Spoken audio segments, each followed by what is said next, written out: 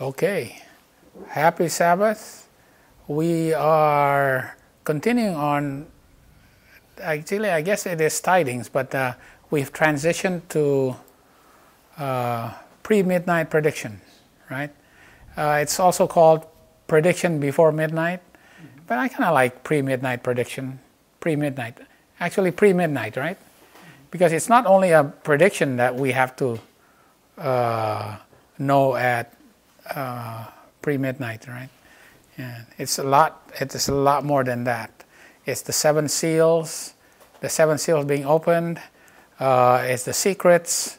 It is also predictions, obviously, right? But last week we were studying. What were we studying last week? Remember what we were studying? The end, the last of the tidings. Yeah, it was the last of the tidings. Oh, it was about Ezra 8, Ezra 7:9 and Ezra 8. And they came to Ahava and all that, okay? And the 220 Nethinims, and they eventually... And it also has something to do with Gideon and all this, okay? So we're now going into a pre-midnight prediction.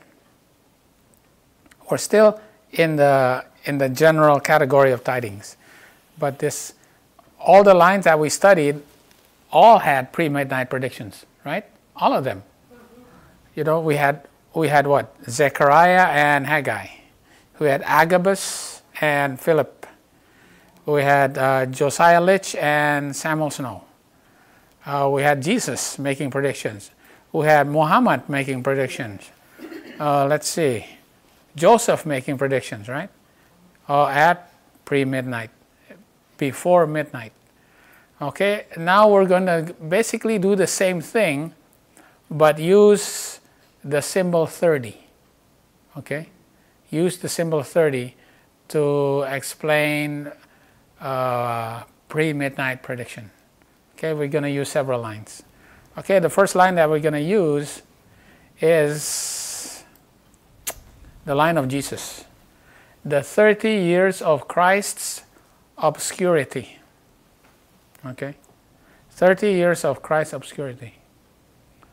All right, the future, okay, this is from Spirit of Prophecy, Volume 2, page 102.1. The future life of Christ was mapped out before him. His divine power had been hidden, and he had waited in obscurity and humiliation for how long? For 30 years. And was in no haste to act until the proper time should arrive. But Mary, in the pride of her heart, longed to see him prove to the company that he was really the honored of God. It seemed to her a favorable opportunity to convince the people present of his divine power by working a miracle before their eyes that would place him in the position he should occupy before the Jews. But he answered that his hour had not yet come. His time to be honored and glorified as king was not yet come. It was his lot to be a man of sorrows and acquainted with grief. Right? And when did Mary want him to show his divinity? The wedding of Cana. Right? Yeah, you know that. And he said, well, my time is not yet come. The hour has not yet come for me. Right? Although he did perform a miracle. Yeah. Yeah. But his hour is not yet come. Because when did his hour come? When he was baptized. When he was baptized. That's when his hour came. Okay. Okay. So, obscurity and humiliation for 30 years. What is his obscurity? What did he do? What did he do when he was in obscurity and humiliation for 30 years? Yeah.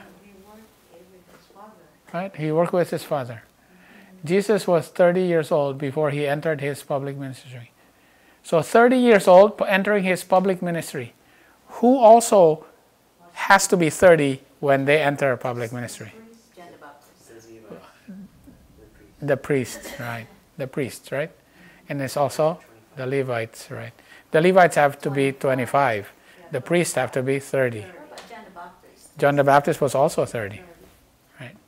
The period of his childhood and youth was one of comparative obscurity, but of the highest importance. He was in this obscurity laying the foundation of a sound constitution and vigorous mind. He was laying a foundation in obscurity. So are we in obscurity now? Yeah, we are in obscurity. We are in that tarrying time, we're in obscurity. Okay, but what do we have to do in our time of obscurity? We have to lay the foundation, right? So it's not the foundation being laid between 9/11 and midnight. Yeah, that's when we have to go back to the old paths. We have to know our foundation. We have to lay our foundation, right? Right. He grew and waxed strong in spirit. It is not as a man bending under the pressure of age that Jesus is revealed to us, traversing the hills of Judah. He was in the strength of his manhood. Oh my. He was in his prime. Jesus once stood in age just where you now stand. Your circumstances, your cogitations at this period of your life. I guess your cogitations, the things that bother you or something like that, right? Right? The things that stress you out, right? Jesus has had. He cannot overlook you at this critical period. He sees your dangers. He is acquainted with your temptations. He invites you to follow his example. Because this time of obscurity, he was in his strength of his manhood, and he laid a sound foundation and a vigorous mind. During a comparative obscurity, which was for 30 years. Okay? So what does it mean to be in obscurity? You're just like everybody else. What does it mean to be in obscurity? They shall prophesy 1,230 days, clothed in sackcloth. What did Ellen White said this 1,260 days were? During the greater part of this period, God's witnesses was what?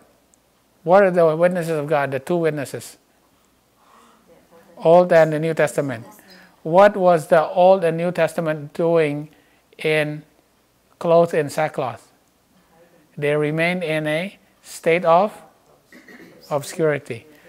So obscurity, you're being hidden. Where are you hidden?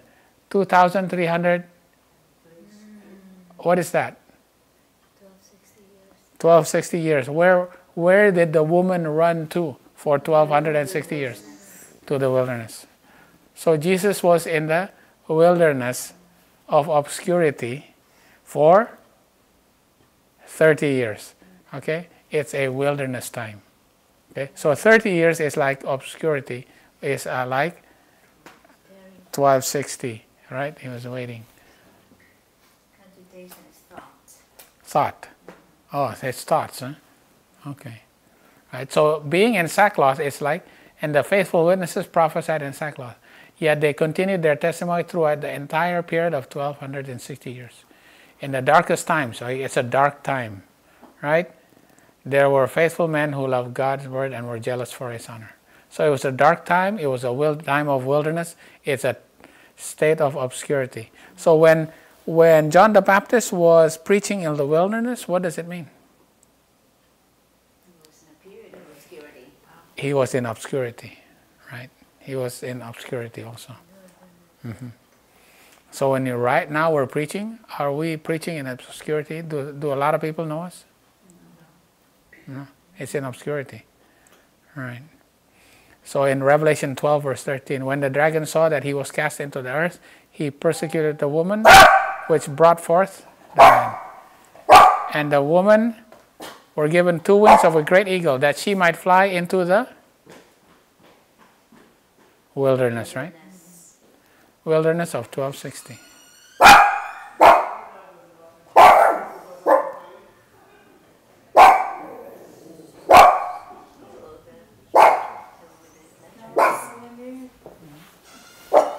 Oh, come on in. Happy Sabbath.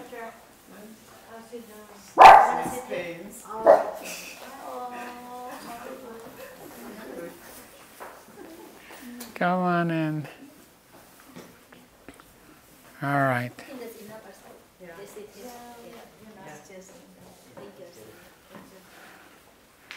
Yeah. We were just studying of the obscurity of Jesus. And Jesus, it is said in the spirit of prophecy, that Jesus was in obscurity for 30 years, right?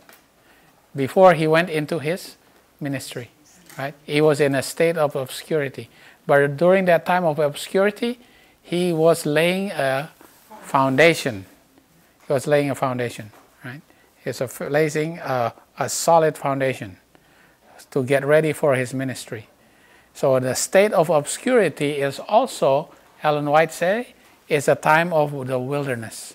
Because during the time of the wilderness is when the woman that was being chased by the dragon were given the 2 wings of a great eagle, that she may fly into the wilderness and be nourished for a time, times, and half a time, which is 1260 years, that the witnesses were clothed in sackcloth. When they are clothed in sackcloth, they were in a state of obscurity. So they were in a wilderness. Okay? So they were in a time of wilderness. All right? Okay. So we know that Jesus is basically in the wilderness. Jesus is in obscurity. But during that time of obscurity, he laid a foundation that was solid. Okay. All right. Now, in Daniel and Revelation by Uriah Smith, what did he comment? Who was also 30 years old at that time? Christ was 6 months younger than John, and is supposed to have commenced his ministry 6 months later, both according to the law of the priesthood, entering upon their work when they were 30 years of age. Okay. And 30 years of age is the time that, what?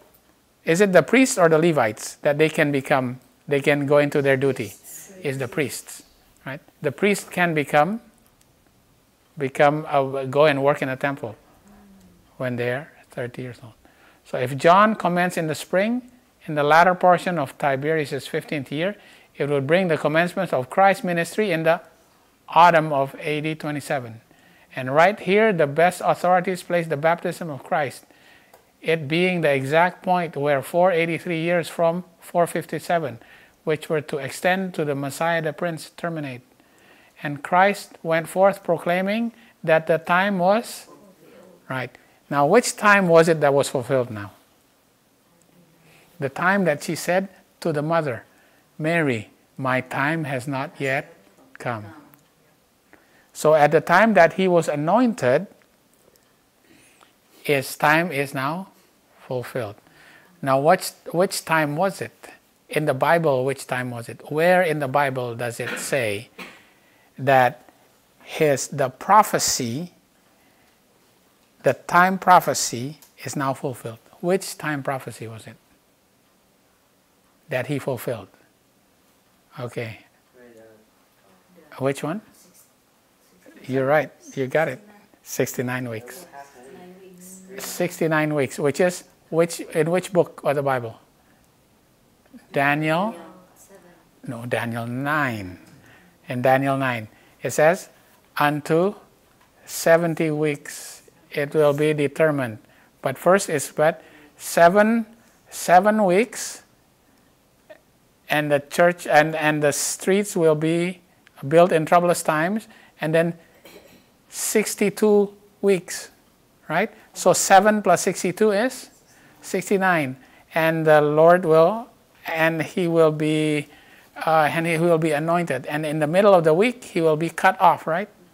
Right. So it's 69 weeks. So if they had been studying prophecy, they would know exactly when Jesus was going to be baptized. They would not only know exactly, what year, they would know what time of the year it would have been. Yeah. Okay. So the time is now fulfilled. From this point, we go forward 3.5 years and have to find the date of the crucifixion. For Christ attended but 4 Passovers and was crucified at the last one. 3.5 years from the autumn of AD 27 brings us to the spring of AD 31. The death of Tiberius is placed but 6 years later in AD 37. So the fulfillment of the time is the fulfillment of Daniel 9 prophecy, right? The 69 weeks. Okay. All right. So far we got it so far. All right. So now we go to, okay. All right. So we go to Matthew 3. What was it that John the Baptist was preaching? Right? What did he preach? In AD 27, when Jesus was, in those days came John the Baptist, preaching in the wilderness of Judea, saying, repent, for the kingdom of heaven is at hand. Repent, for the kingdom of heaven is at hand. For this is he that has spoken by the prophet Isaiah, saying, the voice of one crying in the wilderness, prepare ye the way of the Lord, make his path straight. So as Isaiah had already prophesied that John the Baptist is going to come. And the same John had his raiment of camel's hair, and a leathern girdle about his loins. And his meat was, what did he eat? Locust and wild honey. Then went out to him Jerusalem. And then who? The people of Jerusalem, all Judea, and all the region about Jordan. Okay. So who was he preaching to here? Why are there 3 groups of people? The Jews, you got the Gentiles, and you got the Samaritans. I almost got it right, okay? Who are the Jews, Jerusalem, and Judea? Who's that? The priests and the Levites. And who are all the region around about Jordan? That's the Nathanims. All right, the Nathanims, the region about Jordan. Okay, let's see, where can we prove that? I have it somewhere here. Okay, you can go to Joshua 23, verse 2 to 4. Anybody? Joshua 23, verse 2 to 4.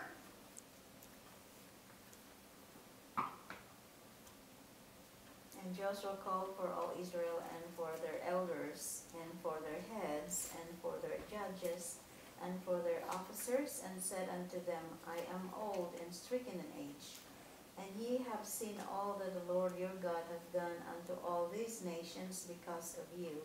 For the Lord your God is he that hath fought for you. Behold, I have divided unto you by lot these nations that remain, to be an inheritance for your tribes, from Jordan with all the nations that I have cut off, even unto the great sea westward. See?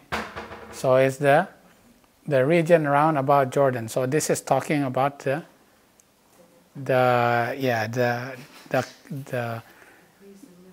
these are the Nathanims. These are the Gentiles, right? The Gentile nations. Okay. All right. Deuteronomy 9, verse 1.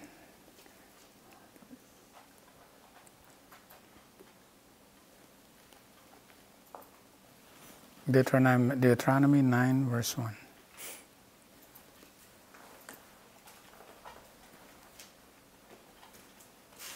Hear, O Israel, thou art to pass over Jordan this day, to go in to possess nations greater and mightier than thyself, cities great and fenced up to heaven. All right. So it's talking about the Gentile nations. So here Here we're talking about, the priests, the Levites, and the Nethinims, the Gentiles. Now, they were called at, they were called before midnight here. Yeah, they were called when John the Baptist gave the message. Now we're going to put this, the line is we're going to show this, that it is at pre-midnight, before midnight, right? John the Baptist gave the message. John the Baptist gave the message to priests, Levites, and Nethinims. Wait a minute. How could that be? Don't they give the message later? Levites and the Nethinims? Okay, there's another story in the Bible that we went through this last week. The story of Gideon, right? The story of Gideon. Okay, when Gideon was going to fight the threefold enemy, the Midianites, the Amalekites, and the children of the east. Threefold union. He had to fight the threefold union, right? He called the people of Israel. The people of Israel, the 10 tribes in the north, right? He called out of 3 tribes, right? He called only out of 3 tribes. His own tribe and 3 other tribes. And then how many people responded? 32,000. Okay. 32,000. And when they came to a mountain, they went to the mountain, he says, any of you are afraid, you can all go home. And who are go home? And here, Ellen White said in Patriarchs and Prophets, there is a law in Deuteronomy that says, in the book of Deuteronomy, there's a law that says, anybody who has just been married, anybody who has just planted a vineyard, anybody who has just, just built a house, they don't have to go to war, right? They don't have to go to war. Because they haven't enjoyed what they have, they haven't, right? They're not ready, they should enjoy their vineyard, they should enjoy their house, it's not their time yet to go to war yet. So, they are to go home. And how many were left? 10,000, meaning how many went home? 22,000, right? Now 22,000 is significant. What did we say 22,000 also means? 22,000 also means 220. Because 1 year is like 1,000 to God, 1 year is like 100. 1 year is like to 10, right? So 22,000 could also mean 220. And where do you see 220? Yeah, because how many Nethinims came out of Babylon in Ezra 8? In Ezra 8, 220 Nethinims. So those people that were sent home were the Nethinims, even though they heard the message.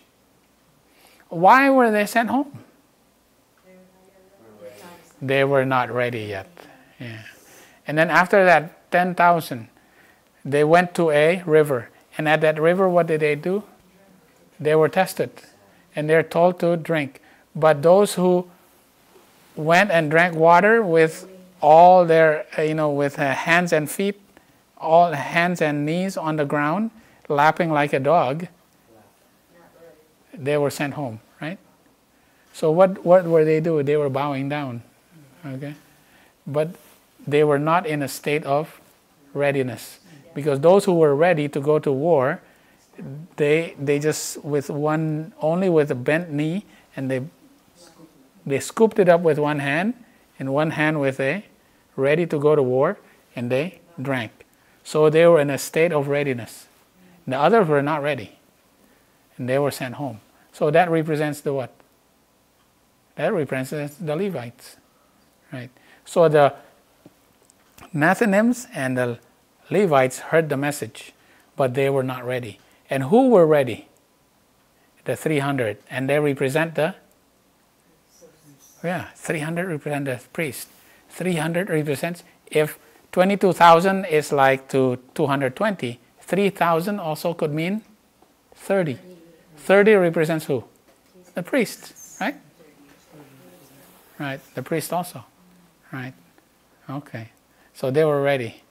Now the thing is that when they went home, did they just go home and not partake in the war? No.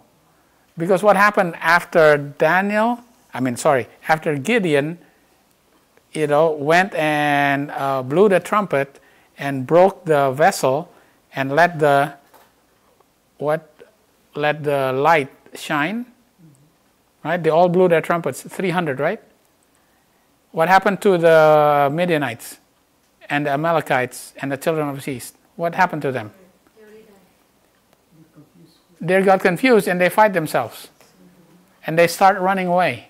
And they ran all the way to the Jordan River. But then Gideon called what did he do? He called he called the people. Hey, you people who have gone home, let's go chase them. Chase them. So that's what happens. So the Levites and the Nethinims, even though they were not ready, now they can go and join in, right? So their probation is later. They will still have their probation later, right? Because the priests have their probation in the beginning. Also the priests, right?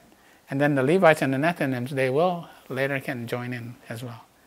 Okay? All right. So that you generation of vipers. Oh, what happened when he started giving them the formalized message? Because here we know John the Baptist gave a formalized message. He gave a message, so now they can be tested on the message. It has to be formalized. It's not like he's just studying for himself and nobody else knows, right? He had an increase of knowledge and he had to give his message in a formalized way so that other people can be tested on it. What happens when he gives a formalized message? Many of the Pharisees and Sadducees came to his baptism. He called them a what? You generation of vipers, who has warned you to flee from the wrath of come. Bring forth therefore fruits meet for repentance. So right there, when he was giving his message, could he tell who were the wicked ones and who were the ones that were ready? Yeah, it's identified. Right? There were those who bitterly resented his message. Okay? All right. Okay. And I indeed baptize you with water unto repentance, but he that cometh after me is mightier than I, whose shoes I am not worthy to bear. He shall baptize you with the Holy Ghost and with fire, whose fan is in his hand, and he will thoroughly purge his floor and gather his wheat. All right? He will gather his wheat into the garner, and he will burn up the chaff with unquenchable fire. Okay, so this is, now we know that we can put this on a timeline. Okay. Oh, before that, let's do the locust, right? I had to look this up. What was the locust? Did he actually eat locusts? No, there's a honey locust tree. Yeah. It tastes like. This is the locust tree in the Mediterranean. Yeah? And it's actually carob. The carob. A carob, right? The vegan. Yeah, you eat. Does Nana make a cake with carob? No? It's very sweet. Yeah, carob is sweet. Yes, it's a substitute for chocolate. Yes. Yes. I still have some in the fridge. With them a little, like the little kiss, the shape like the little kiss. Yes. I still have some. Yeah, so that's actually locust. So this is the locust plant. So John the Baptist ate locust. But locust also literally means, locust means grasshopper, right? And what does grasshopper mean in the Bible? Spiritually, what does it mean? Is Islam, right? Yeah, symbol of Islam, right? So this is the symbol of Islam. So Islam is the tidings from the East. Okay, all right. So that's the symbol of Islam. So John the Baptist's ministry was giving the tidings of the East also. All right. Okay, what about the wild honey? Yeah, wild, not the Yeah, this is the wild honey here. Look at this. the one that's processed. Not one the processed. That's the raw honey. Okay, okay, let's go to Judges 14, verse 8 and 9. Judges 14, verse 8 and 9. Where do you get wild honey from? Milk and honey. Judges 14, verse 8 and 9. Where do you get wild honey from? I remember that lion. After a time, the woman Can you? to take her and Oh, Samson. turn aside to see the carcass of the lion. And behold, there was a swarm of bees and honey in the carcass of the lion. And he took thereof in his hands, and went on eating, and came to his father and mother, and he gave them, and they did eat. But he told not them that he had taken the honey out of the carcass of the lion. So this is a story about Samson. Where did he get wild honey from? The carcass of a lion. Yikes. What does that mean? Beast. Right. Lion. Yeah. What? Now the honey is what? Honey is something that's sweet, right? Where do you see something that you eat that is sweet? In Revelation, Yeah, like the little book in Revelation 10. That is first sweet And then bitter. and then it's bitter. So it's a message, right? It's a message. But this message, he found it in the carcass of a lion. What's a lion? It's a beast. Yeah, it's the beast, right? Symbolize Babylon also, right? But Jesus is also the Lion of Judah. Right. So did he get this from Jesus or he get this from Babylon? It's a carcass of a dead lion, so it can't be Jesus, right? Right. So that's the tidings of the north also. It's Babylon, right? That is about Babylon, right? So you can see the tidings of the east and tidings of the north, wild honey and locust, right? Okay, do you see that? Yeah. Judgment is brought by the hand of Islam, right? And the judgment is about to be given to the papacy, right? Which is the king of the north, right? The tidings of the east and tidings of the north. That will cause the kings to tremble, right? They're afraid of the judgment. Yeah, their ears tingle. Well, that's another one. Yeah, that's another one. That's the judgment of the church. Will cause the. Oh, okay, here's another one. Oh boy, this is a little complicated. Okay, we gotta concentrate on this one.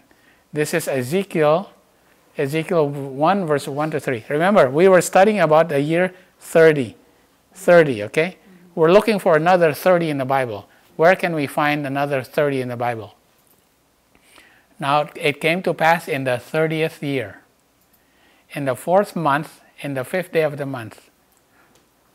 It's in the 4th month. So, 5th day of the 4th month, okay, in the 30th year. All right, what happened? I was among the captives of the river Chebar. So, Ezekiel was at the river of Chebar. And the heavens were open, yes. And I saw the visions, which is a Mara vision. So he saw a Mara vision of God. In the 5th day of the month was the 5th year of King Jehoiachin's captivity. Okay, here we go. All right, so he was in the 5th year of Jehoiachin's captivity. All right, in the 5th month, 5th day of the 4th month. Okay. So this is Jehoiachin, right? This is the Julian calendar, right? This is Julian calendar, 628 BC, 627, going all the way to 609, 605, 604, 587, going, okay, this is the Julian calendar right here in the middle, right? This is fall to fall, and this spring to spring, right? Spring to spring, fall to fall. Josiah, Jehoahaz, Jehoiakim, Jehoiachin, all right? Jehoiachin, the 5th year of his captivity, all right? His accession year is this: 1, 2, 3, 4, 5.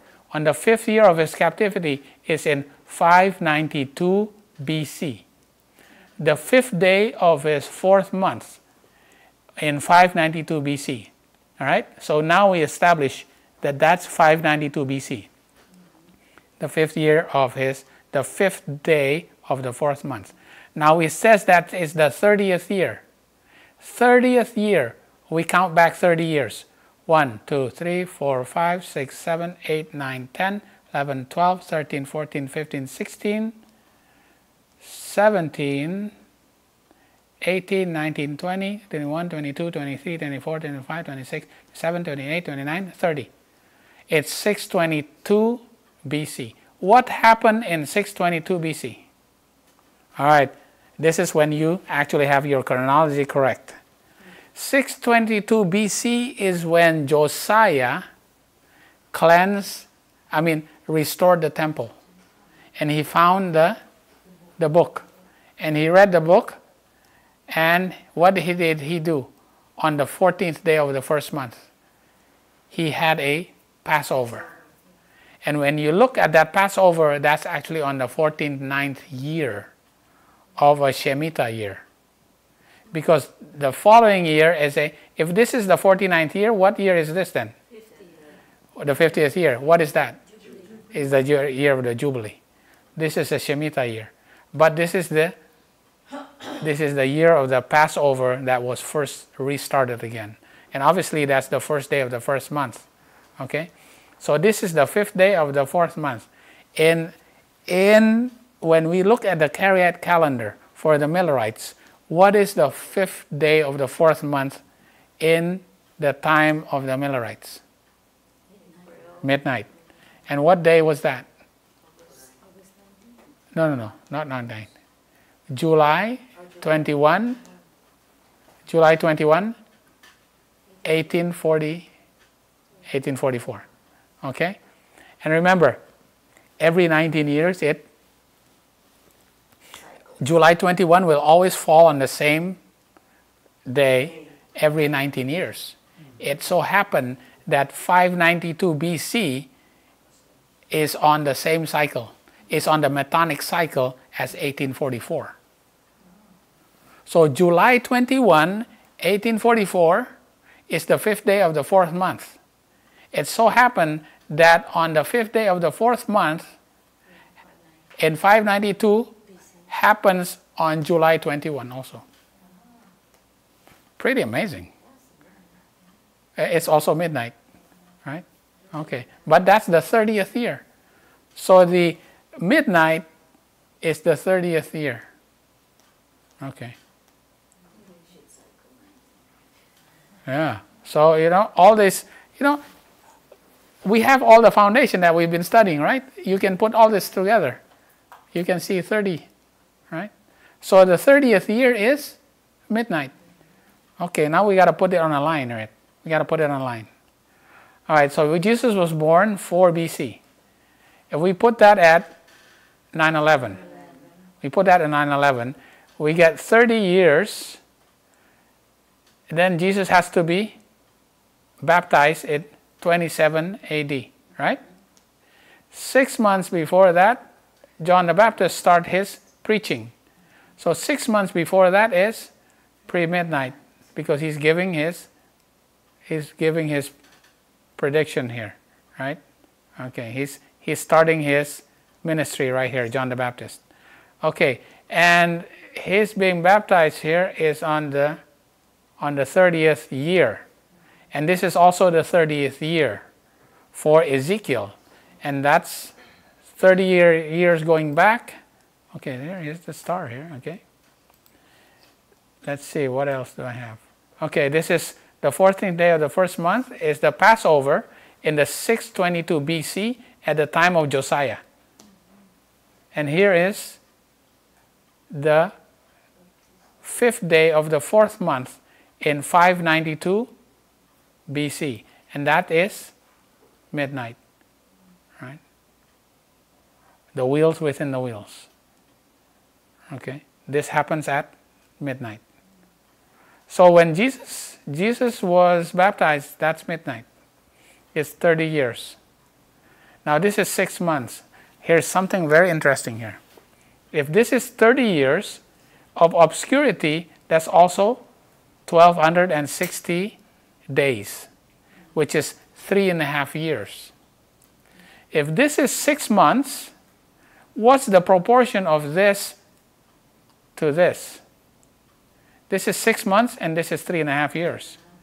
What is this? What's the proportion of this? No. This is 6 months and this is 3 years, 3.5 years. This is 6 months. What's the proportion of this to this?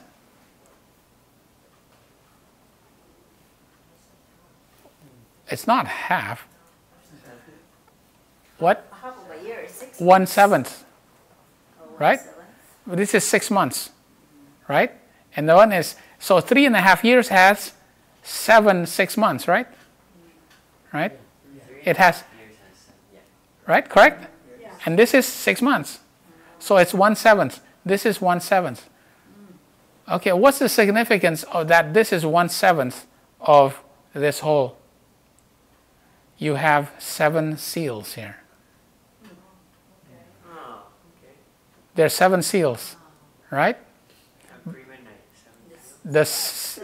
The 7th seal is at pre-midnight. The 7th seal falls at pre-midnight because this is the time of the 7th seal. And the 7th seal ends with a, what did it say? The 7th seal ends with a, not a prediction, with a silence in heaven. Was there a silence in heaven at midnight? When was there a silence in heaven at midnight? In Gethsemane, when Jesus was struggling, right? When Jesus was struggling, shall I drink this cup? All the universe was silent.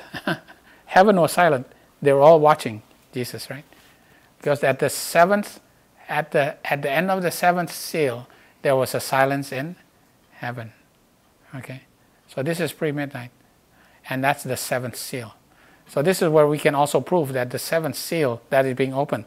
And the 7th seal is there any more seals being opened after the 7th seal? No, that's it. This is the last secret that is being given. All the prophecies now are coming to a unity. We're all beginning to understand all the prophecies, right? Okay. All right. Okay. Anything anymore? So, all right. I think we'll continue this. Matthew 26, verse 1 to 4. And it came to pass, when Jesus had finished all these sayings, he said unto his disciples, Ye know that after 2 days, in the feast of the Passover, and the Son of Man is betrayed to be crucified. So 2 days beforehand, what did he say? He made a prediction. He made a prediction that in what? In 2 days' time, the Son of Man is going to be crucified. Then assembled together the chief priests and the scribes and the elders of people unto the palace of the high priest, who was called Caiaphas, and consulted that they might take Jesus by subtlety and kill him. So Jesus made a prediction 2 days before he was going to be betrayed at the day of the Passover. All right? Did he identify who was going to betray him? Yeah. Wait a minute. He said, what did he say? Yes, he did eventually, but right here, did he say who was going to betray him? He says, I'm going to be betrayed. The Son of Man is going to be betrayed, to be crucified. Now, at the Passover, when it came to the Passover supper, did he identify who's going to betray him? Yes. Now, what does that mean? His prediction was not very, it was kind of general. It's not very specific. Right? 2 days beforehand, he says, I'm going to be betrayed. He didn't say who by who. And then just before midnight, what did he say? The one who takes this, he is the one, my disciple. You're the one that's going to betray me. So what did he made it very specific. Right? Does that remind you of anything? There's a prediction that is kind of general, and then it becomes specific. 1838 and 1840, remember? Who made that prediction? Josiah Litch. Josiah Litch said, sometime in August, the Ottoman Empire will lose its power. 11 days before that, he said, exactly on August 11, he became specific. Do you see these predictions now? Right? We're starting to get these lines now lined up, right? Right? We see predictions that are becoming more specific. Okay. Oh, okay, so here. And remember, that's on Matthew 26. At Matthew 25, he was giving the story of the virgins, right? He was telling the story of the 10 virgins. And 2 days before the Passover, where he was betrayed, right? He made a prediction. What was his prediction? He will be betrayed. No.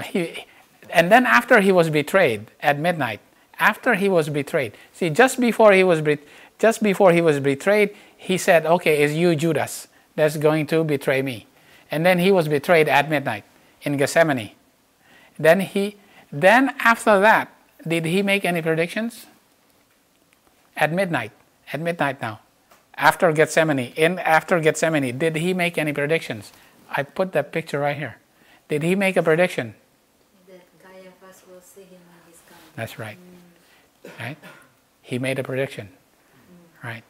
Yeah. Caiaphas, you're going to see me come again. Right? Was that a prediction? He made a prediction at midnight. Okay. All right. Okay, he made a prediction. All right. What about Jesus here? Now, there's the very, very interesting similarities here. Jesus, right after he was baptized, what did he do? He was taken by the Spirit and went to the wilderness. For how many days? 40 days. And what was the first thing that happened to him after he became so weak? Satan came to him. And what did Satan say? No, what was his first word that he came out of his mouth? If thou be the Son of God. So what was Satan doing? I was trying to put a doubt. He was questioning the sonship of Jesus. Because he was very jealous of Jesus. He was questioning the sonship of Jesus. Right? The sonship of Jesus right here. Satan, the first thing that came out of his mouth, if thou be the Son. Right away, Jesus, although he was weak, says, "Oh, that's not my angel." Because my angel is not going to say that. Right? Yeah. Right away, if thou be the Son of God. Okay, when he met Caiaphas, what was Caiaphas' question? You're the king of the Jews. Are you the Messiah? The Son of God? Is he casting a doubt on the Son of God? Isn't it the same thing? At midnight. There will be something to do with this. It's going to be. It has to be. At midnight, we are living right here. At midnight, we are going to be tested on our belief on who the Son of God is. Because it's going to be different than Caiaphas'. And who's Caiaphas? The leaders of the church. The leaders of the church are going to believe one thing, and our belief will say, okay, we really believe that Jesus is truly the Son of God. He is not a metaphor of some title, that he's actually just a title of a Son of God. He is truly the Son of God. All right? And when we say that, what are we going to be accused of? Blasphemy, saying what? You don't believe in God the Son. Okay? Right? The sonship of God is being questioned right here. And these two lines, we can see it right there. Right? Okay. All right. Let's see. Anything else from here? Okay, I think that's basically it. Okay, next. So this is, all right, obviously he was born right there. And then, all right, the Holy Ghost came down right here. Right, so this is midnight. This is midnight. And pre-midnight. So John the Baptist made a prediction. Right? Now, are you coming here, you generation of vipers? Are you afraid of your judgment that is to come? What was he talking about? Which judgment was he talking about? The judgment for the Jews. Which judgment? 70 AD, right? The judgment. Right, the destruction of Jerusalem. And Jesus was talking about that somebody is going to betray him. And that he's going to be, the Son of Man is going to be crucified. Right? He was talking about right there. So this prediction of midnight is very important here. We can see this. Right? Because we can see that Jesus is identifying that there are people who are going to betray him here. And John the Baptist is already identifying the vipers, the generation of vipers. Okay, all right. Now we're going to go to 30 years of Abraham's covenant prophecy. Now the Lord had said unto Abraham, get thee out of thy country, and from thy kindred, and from thy father's house, and unto a land that I will show thee. I will make thee a great nation, I will bless thee, and make thy name great, and thou shalt be a blessing. And I will bless them that bless thee, and curse him that curses thee. And in thee shall all the families of the earth be blessed. So Abram departed. And how old was he when he departed? 75 years old. Okay? He was 75 years old when he came out of darkness and confusion. Where did he come out of? Yeah, he came out of Babylon. Ur of the Chaldees. Where is that? That's Babylon, right? Okay. And then obviously he had a covenant, right? Remember he had a covenant and he had to cut the ram and the cow and what was that? Right, he had to cut the heifer, the ram, and what was that? The other one. Well, we'll have it here, okay? And then he had to divide the birds, right? Okay, right. And then after that, what happened? And the Lord visited Sarah and said, the Lord did unto Sarah unto he had spoken. And Sarah conceived and bare Abraham a son in his old age, and at the set time of which God had spoken to him. And Abraham called it the name of his son that was born unto him, whom Sarah bare unto him, Isaac. And Abraham circumcised his son Isaac, being 8 days old. And how old was Abraham? 120 years old. So how many years was it from the time of the promise until he received his promised son? No, 25, right? 75 to 100. Right, he's 100 years old. Now he's 100. Yeah, he has 25 years, right? From the promise until the promised son. Okay, the problem is that, was there already a son here?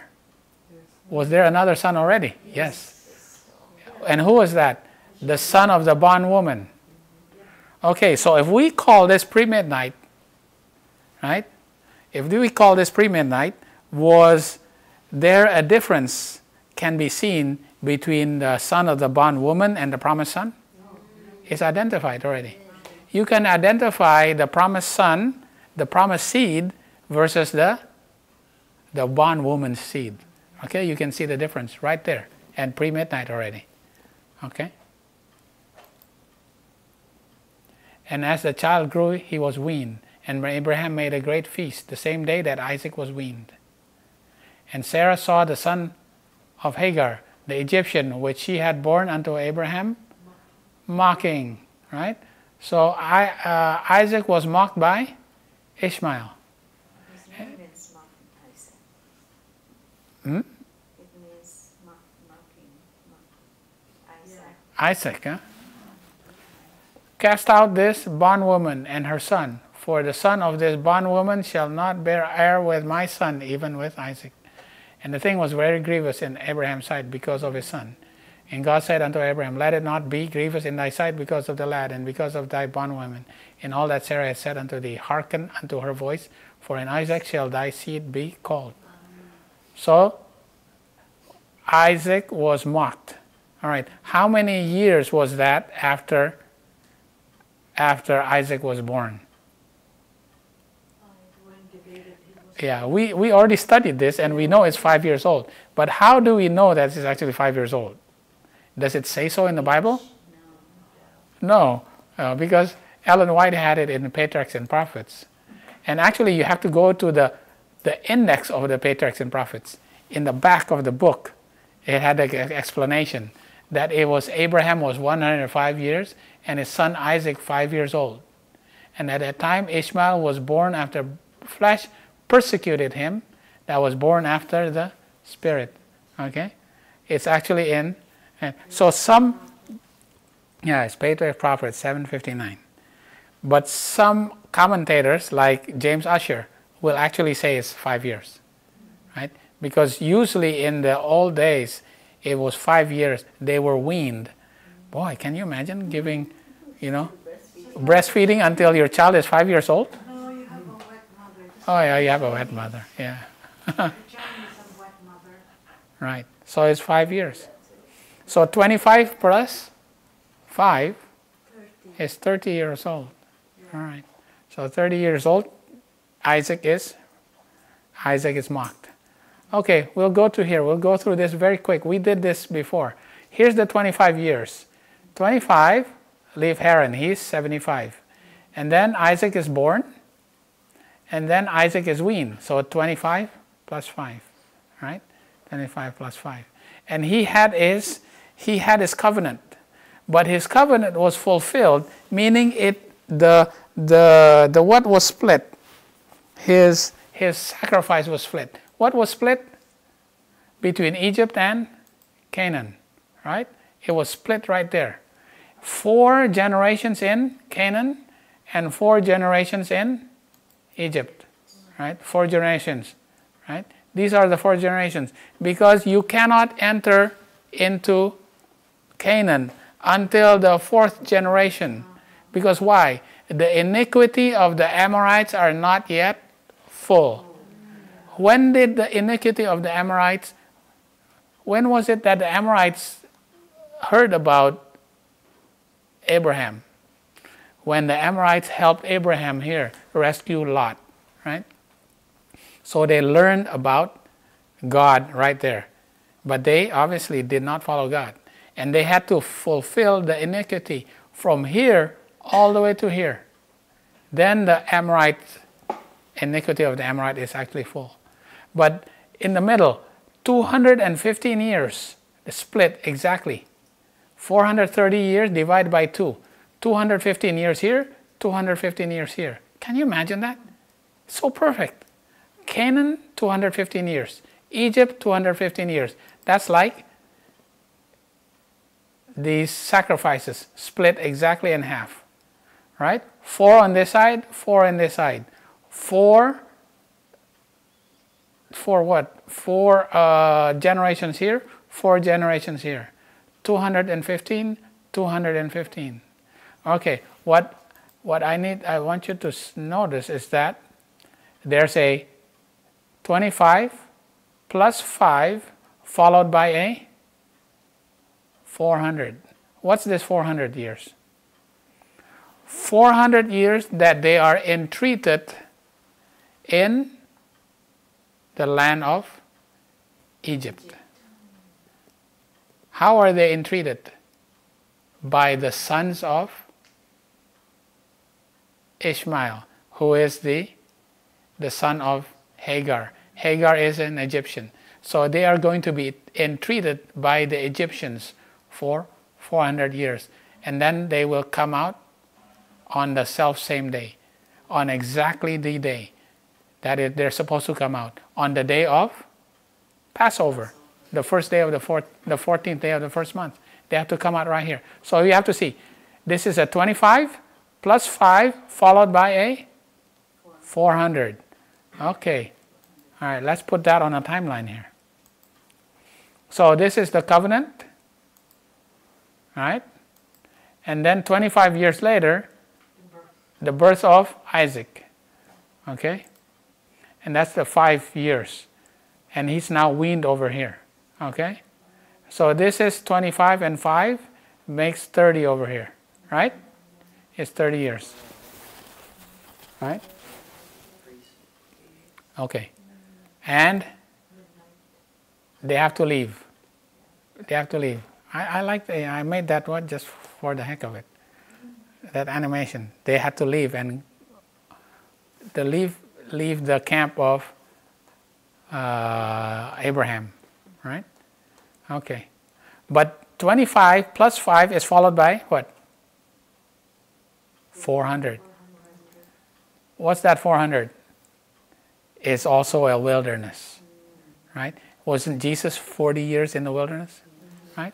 Right after he was anointed, he was 40 years. Here they are 400 years in the wilderness of Egypt. They were entreated for 400 years, right? Yeah, that's like a 1260. That's like the wilderness of 40. That's like a 70 of Babylon.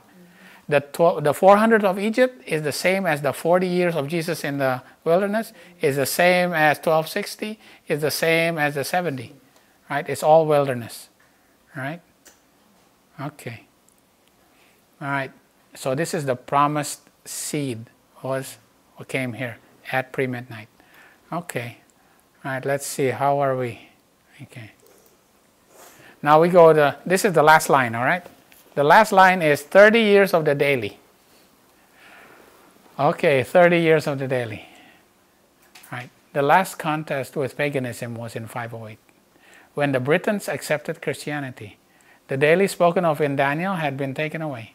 In 508, the daily is taken away in 508, when the British accepted Christianity. Christianity of what? Roman version of Christianity. So the British accepted Christianity. Okay, how does that happen? How is that? The English changed their laws into the Roman law. When does that happen? 9/11. So right away, 508 is 9/11. Can you see that? That makes it easy. Right? The English accepted Roman law. The daily spoken of Daniel had been taken away. 538 was the way was clear for the papacy to sit enthroned in. Yeah. From 508 to 538, how many years is that? 30 years. And the new capital established by Constantine left Rome that it might be occupied by the head of the church. So now, it's empty now. And now the bishop of Rome can become the pope. And who gave the decree that the pope can now sit there? Justinian, right? Justinian gave the decree, right? It was Justinian gave the decree, right? Okay, what decree was it and what year was it?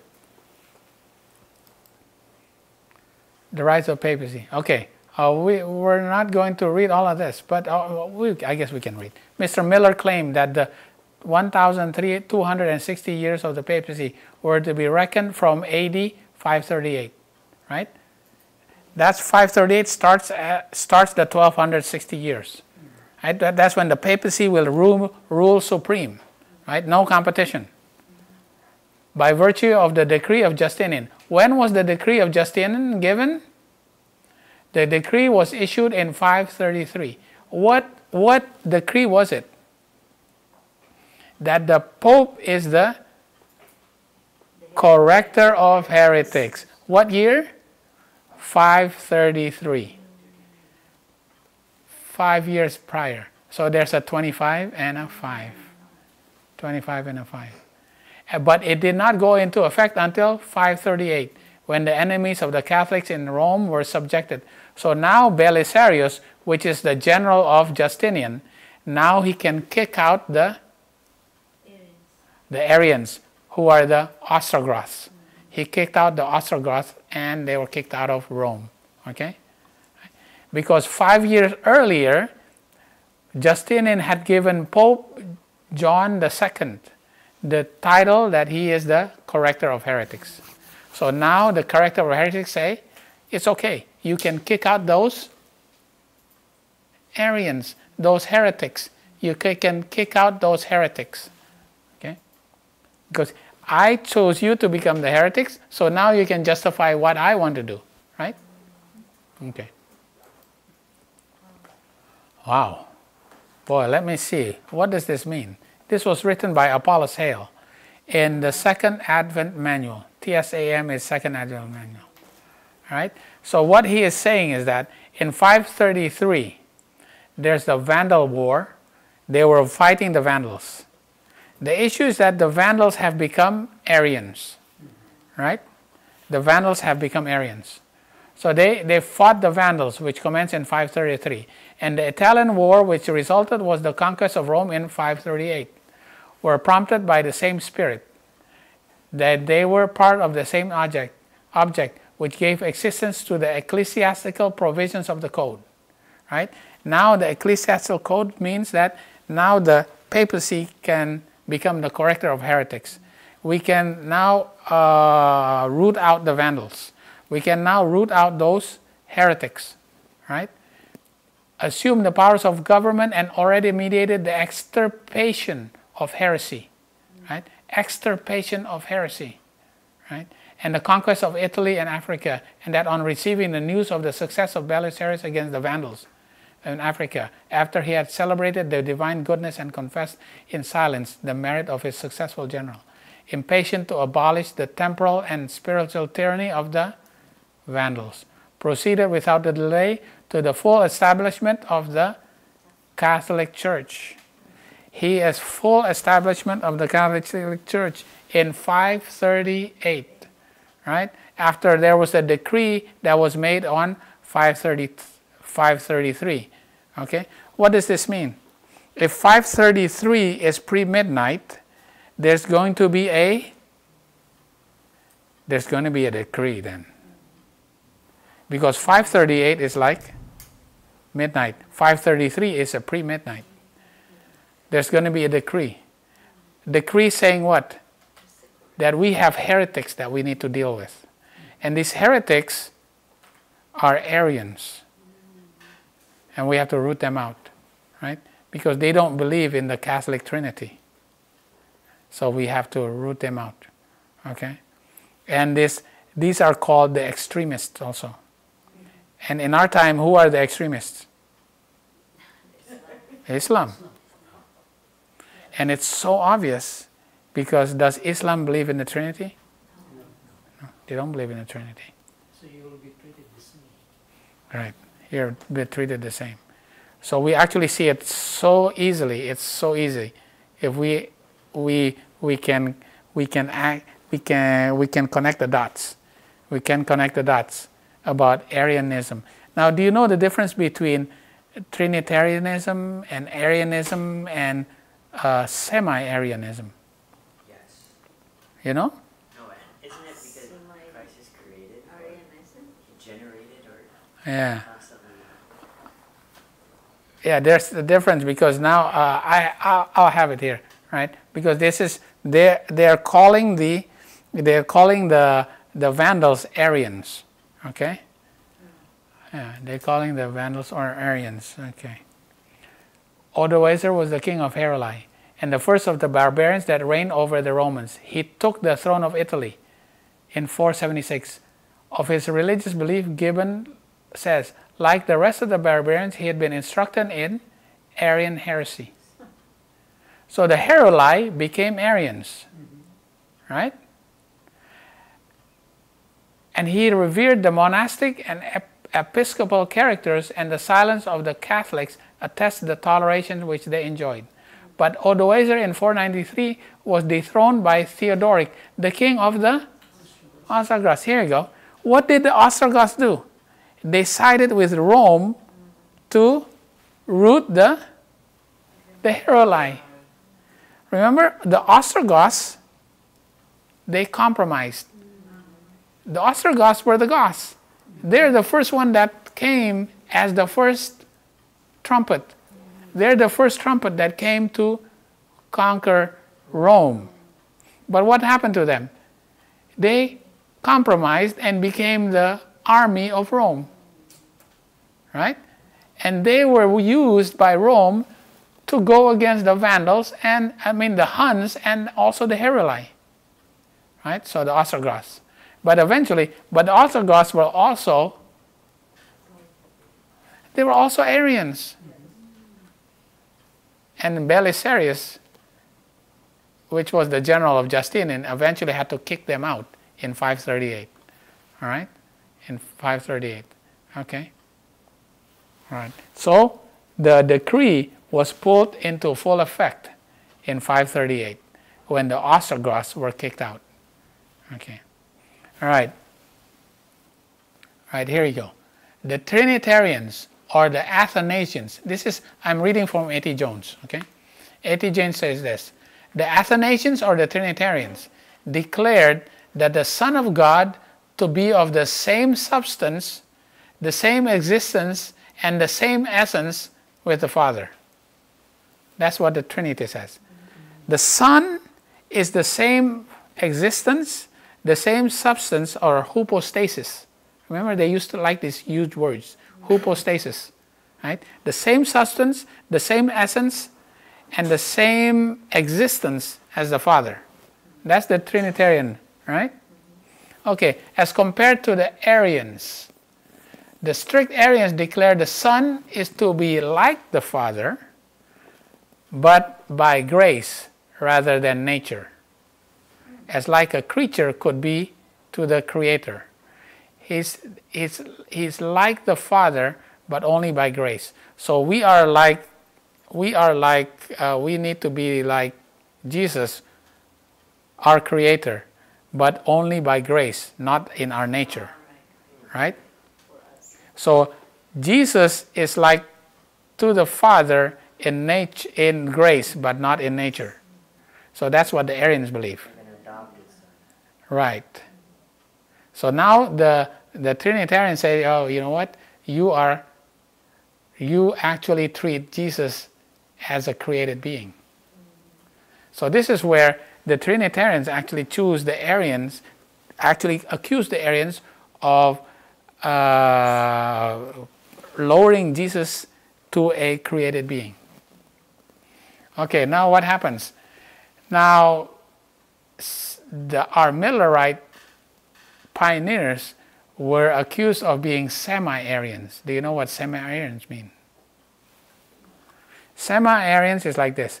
Semi-Arians declare that the Son of God to be like the Father in nature, in existence, in essence, in substance, and in everything else. They became like the Father. It's like the Father, but they're not exactly like what the Trinitarians believe. They're the same essence. They are like the Father. The semi-Trinitarians. That's why they accuse. Now, the pioneers accuse Ellen White and James White and our pioneers as being semi-Trinitarians. Because Jesus, semi-Arians. Yeah. You have to understand how the pioneers were called semi-Arians. Because they believe that Jesus actually is not the same essence and the same substance and the same existence as the Father. Jesus actually came out of the Father and is distinct, right? Right. But he is like the Father because he received all the divinity, but he actually came out of the Father, right? So he's like the Father, but he is not created, because the Arians is thought to believe that Jesus was a created being. But semi-Arians believe that Jesus actually came out of the Father. So his existence is not the same as the Father, right? Because Jesus came out of the Father. Although he is pre-existent in the Father before time. He's pre-existent because everybody's pre-existent in the Father, right? Because the Father knows even before existence that I'm going to be me. I'm going to, and who everybody is. We already existed in the Father's mind, right? So we pre-existed, right? But we didn't come into a body until we were born, right? So over there, Jesus was pre-existent in the Father already, but he actually came out of the Father. So, this is kind of like theological understandings that they like to compare between Arians, semi-Arians, and Trinitarians. Wow, I don't know if it makes sense, but once you figure this out, it'll make a big difference, because you are going to be tested. You have to know this, because you're going to be tested at midnight as to your understanding who is the Son of God. Because Jesus was actually posed that question, right? At midnight. And we already put that on a line. Okay? All right. So now, here we go. The 30 years that the daily was taken away. Okay? So this is King Arthur. No, this is not King Arthur. This is Clovis. Clovis was converted in 496.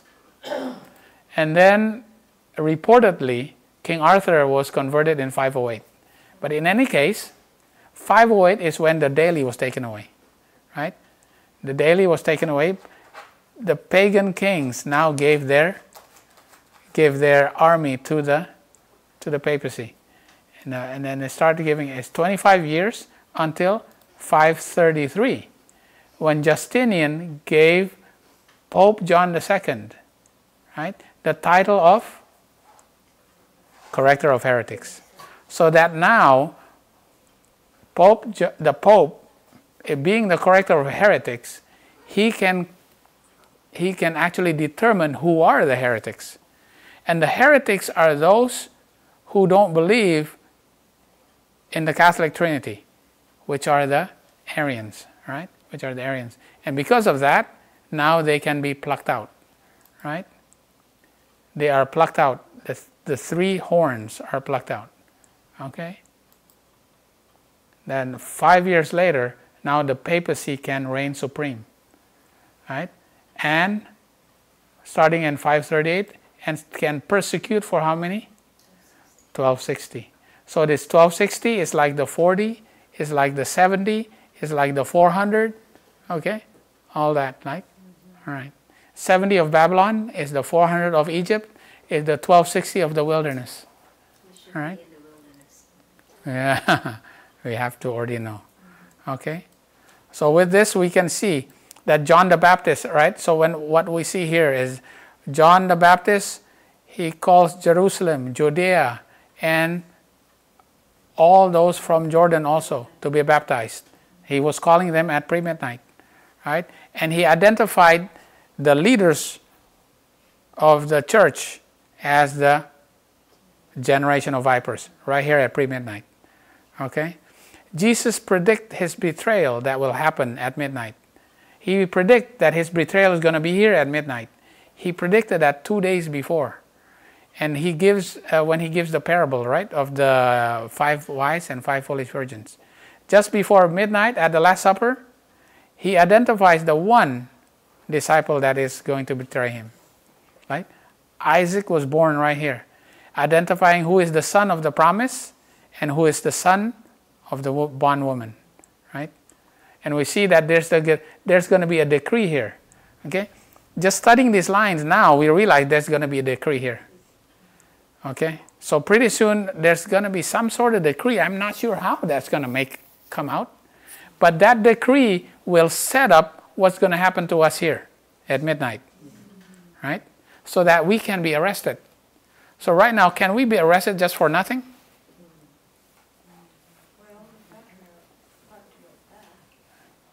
Right, we have to be in some way, we have to be able to be categorized as a heretic. Right now, you got to be a terrorist. So how are you going to be considered a terrorist if all you do is just studying prophecy or calling the papacy the beast? Can you be called a heretic for that?